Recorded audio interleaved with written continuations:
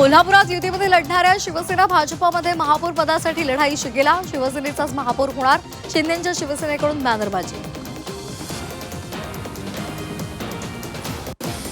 अमरावतीच्या अचलपूर नगर परिषदेमध्ये विचारसरणी पायदळी तुडवत भाजप एमआयएम एकत्र. एमआयएमला शिक्षण आणि क्रीडा समितीचं सभापतीपद. विरोधकांवर जोरदार घणाघात. शादी एक से प्यार दूसरी से, हे लग्न कसं टिकणार? प्रकाश आंबेडकरांनी ठाकरे बंधूंना डिवचलं.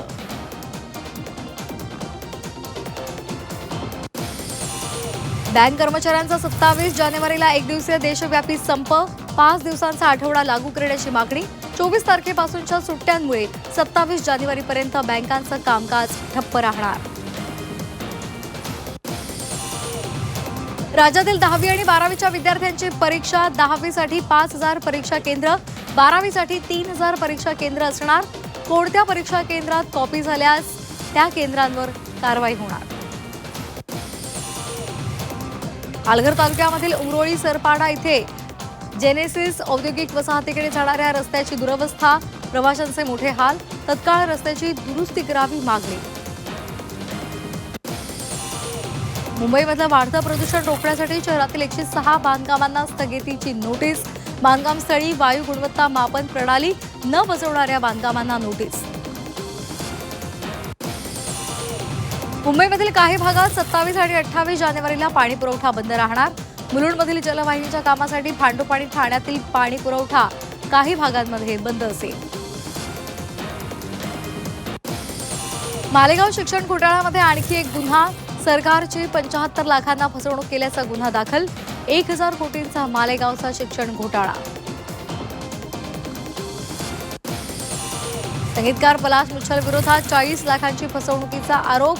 स्मृतीचा बालमित्र विज्ञान माने याच्याकडून तक्रार दाखल. हिंदी चित्रपटासाठी पलाशने घेतलेले 40 लाख परत न दिल्यामुळे ही तक्रार दाखल.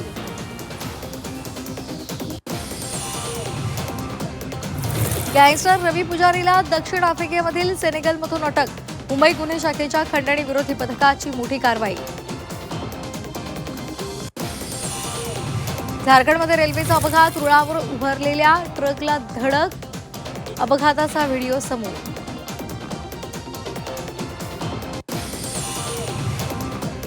भारत आणि न्यूझीलंड संघामध्ये रायपूरमध्ये आज दुसरा T20 सामना.